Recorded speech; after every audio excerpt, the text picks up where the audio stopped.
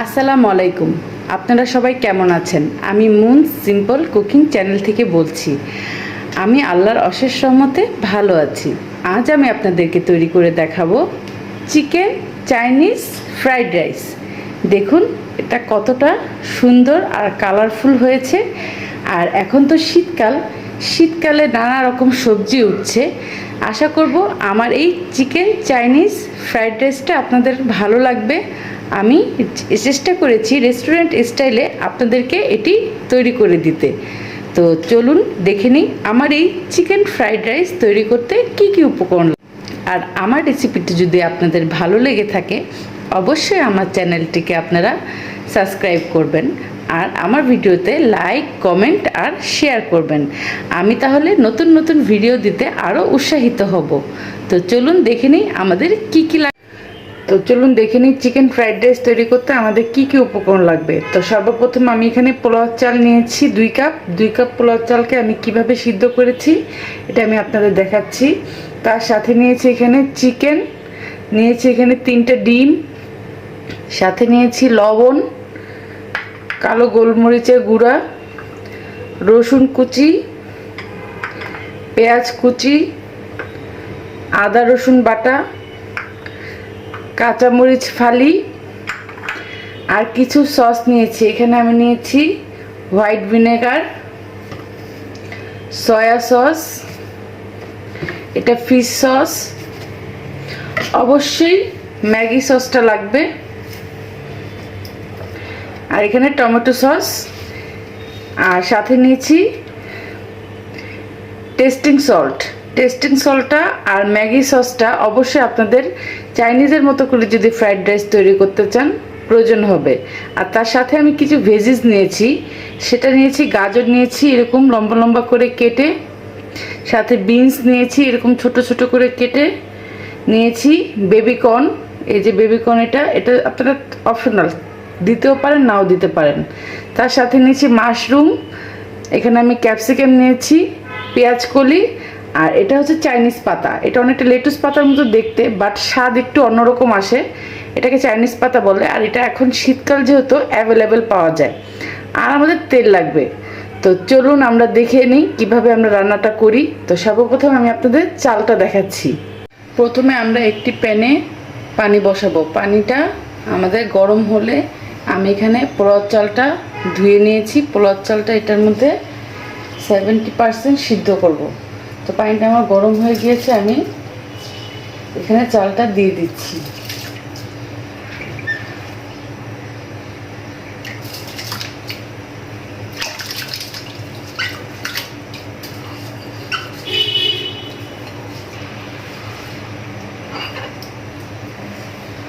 আমাদের চালটা দেওয়া হয়ে গিয়েছে, এখন আমরা এটাকে ভালো মতো নাড়িয়ে নেব।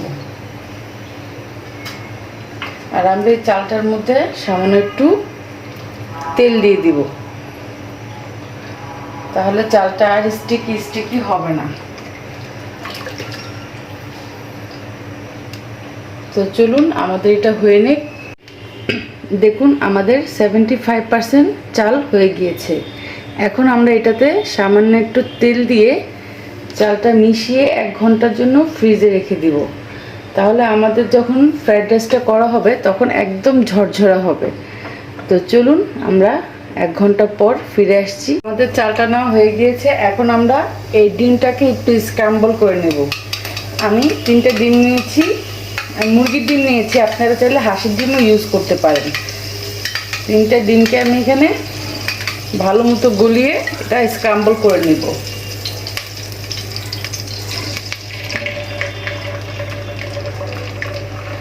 তো চলুন স্ক্র্যাম্বল করে দেখুন আমাদের ডিমটা স্ক্র্যাম্বল করা হয়ে গিয়েছে। এখন আমি এই প্যানটার মধ্যেই বসাবো। এই প্যানটার মধ্যে ডিমের যে ফ্লেভারটা আছে সেটা আমার থাকবে। তো সর্বপ্রথম আমি এটার মধ্যে তেল দিচ্ছি। যেহেতু চাইনিজ তেল আমাদের অল্পই লাগবে, অত তেল লাগবে না। তার সাথে আমি প্রথমত দিয়ে দিচ্ছি এখানে রসুন কুচি।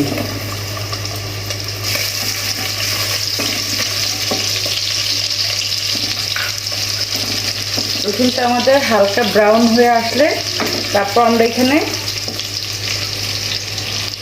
এই যে মুরগির মাংসটা রেখেছি, এটাতে আমরা কিছুই ব্যবহার করিনি, সেটা এখানে অ্যাড করব। ভেজিটেবল রাইস বা চিকেন ভেজিটেবল রাইসে অবশ্যই রসুন কুচিটা অ্যাড করতে হবে। আমি যেভাবে দেখাচ্ছি সেভাবে যদি আপনারা ট্রাই করেন, দেখবেন একদম চাইনিজের মতোই আপনাদের রাইসটা হয়েছে। তো দেখুন আমাদের রসুনটা অনেকটা লাল হয়ে এসেছে।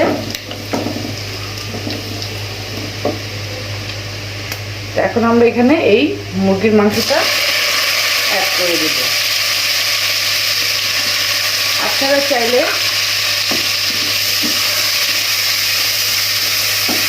এখানে চিংড়ি মাছও অ্যাড করতে পারেন।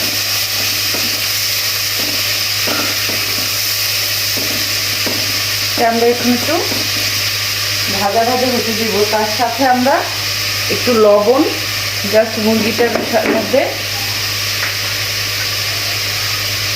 আর একটু গোলমরিচের গুঁড়া দিয়ে দিলাম, দিয়ে আমরা এখন এটাকে ভাজা ভাজা হতে দিব।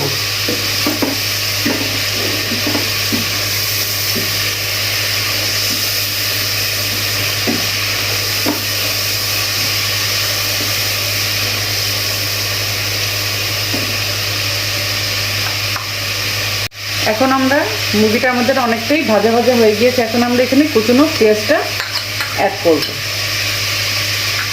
তার সাথে দিয়ে দিব কুচনো কাঁচামরিচ, আর এখানে যে আমি আদা রসুন বাটা নিয়েছি হাফ চা চামচ করে, সেটা আমি অ্যাড করে দেব। এখন তো যেহেতু শীতকাল, সুন্দর সুন্দর সবজি উঠছে, আর শীতকালে কিন্তু চাইনিজ রান্না করে খেতে খুবই ভালো লাগে। চাইনিজ খাবার একটু সবজি টবজি দিয়ে করলেই ভালো লাগে, সেটা শীতকালে প্রপারলি সব জায়গায় পাওয়া যায়। আমি যে উপকরণগুলি দেখিয়েছি সেগুলি কমন উপকরণ, আপনারা চাইলে আরও কিছু অ্যাড করতে পারেন, বাট ওগুলো আপনারা সব দিকেই পেয়ে যাবেন।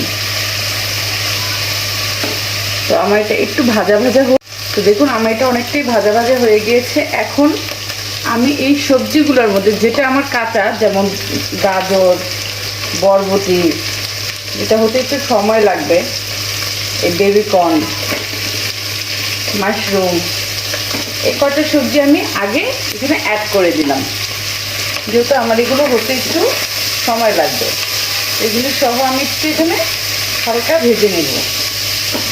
বেশি ভাজবেন না, তাহলে সবজির কালার চেঞ্জ হয়ে যাবে, আর সবজির কালার চাইনিজের খাবারে চেঞ্জ হয়ে গেলে সেটা দেখতে ভালো লাগে না। তার সাথে আমি এখানে ম্যাগি সস দিব। এই ম্যাগি সসটা আপনারা অবশ্যই ট্রাই করবেন ইউজ করার জন্য, এটাতেই অরিজিনাল চাইনিজ ফ্লেভারটা আসবে। এটা আমি 1 টেবিল চামচ ইউজ করব। আর এখন এইসব সস অ্যাভেলেবেল, এটা যে কোনো জায়গায় পাওয়া যায়। তার সাথে দিব ফিশ সস,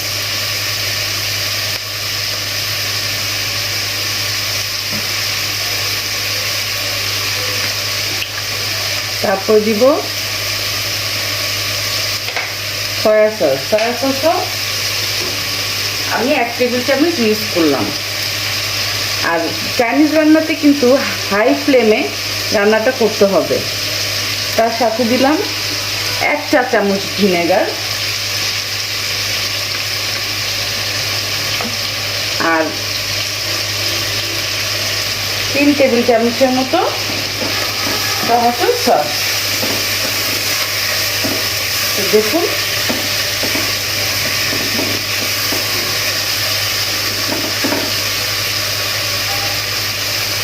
আর যেহেতু আমরা সস ইউজ করেছি, আমরা বুঝে লবণ সবসময় ইউজ করব। সাথে দিয়ে দিলাম এখানে অল্প একটু টেস্টিং সস।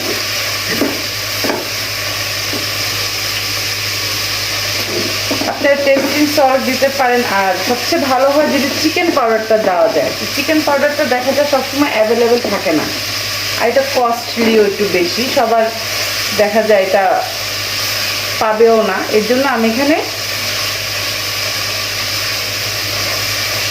টেস্টিং সল্টটা ইউজ করলাম। তো দেখুন আমার সবজিটা অনেকটাই মজে এসেছে। এখন আমি এখানে এই রাইসটা দিয়ে দেব। আমার রাইসটা তো দেখেছেনই আপনারা, 70% আমি হয়ে নিয়েছি। তারপর সেটাকে আমি একটু 1 ঘন্টার জন্য ফ্রিজে রেখে দিয়েছি, তাহলে রাইসটা একদম ঝরঝরা হবে। আর আপনি যখন এই নাড়াচাড়া করবেন আপনার ভাঙবে না চালটা। সবসময় চেষ্টা করবেন রাইসটা করে একটু ফ্রিজে রেখে দেওয়ার জন্য।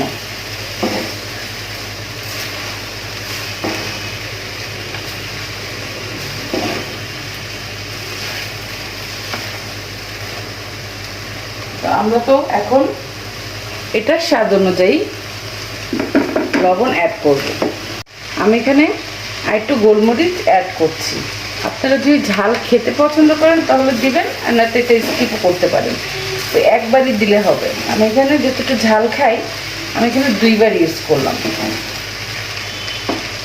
এখন আমি এই যে ক্যাপসিকামটা রেখেছি সেটা দিয়ে দিব রাইসে, সাথে দিয়ে দিব পেঁয়াজ পাতাটা, আর দিয়ে দিব এই চাইনিজ পাতাটা।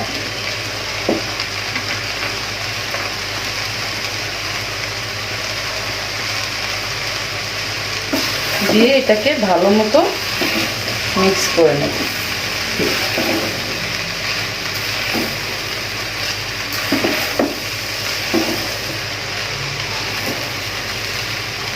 চলুন হয়ে নেই। তো দেখুন আমার ফ্রাইড রাইসটা অনেকটাই হয়ে গিয়েছে। এখন আমি এই স্ক্রাম্বল করা এগটা এখানে দিয়ে দিব। দিয়ে আমরা এটাকে একটু দমে ঢেকে রাখবো। যেহেতু আমরা এটা 70% কুক করেছি, তো আমাদের একটু ঢেকে রাখলেই আমাদের ফ্রাইড রাইসটা হয়ে যাবে। তো চলুন এটা হয়ে নেই, তারপরে আমি আপনাদেরকে এটা পরিবেশন করে দেখাচ্ছি। তো নিন, তৈরি হয়ে গেল আমাদের চিকেন ফ্রাইড রাইস। দেখেছেন কতটা সুন্দর, কতটা ইয়ামি হয়েছে, আর একদম ঝরঝরা হয়েছে, আর দেখতেও অনেকটা কালারফুল। আর একটা কথা সবসময় মনে রাখবেন, সবজিতে যতটা কালারফুল হবে আমাদের স্বাস্থ্যের জন্য ততটাই ভালো। আর এখন শীতকালে তো অনেক কালারফুল সবজি পাওয়া যায়, আপনারা আপনাদের পছন্দ মতো ওইসব সবজিও ইউজ করতে পারবেন। তো চলুন আজ এই পর্যন্তই। আমি আশা করব আমার এই রেসিপিটি আপনাদের ভালো লাগবে। আসসালামু আলাইকুম।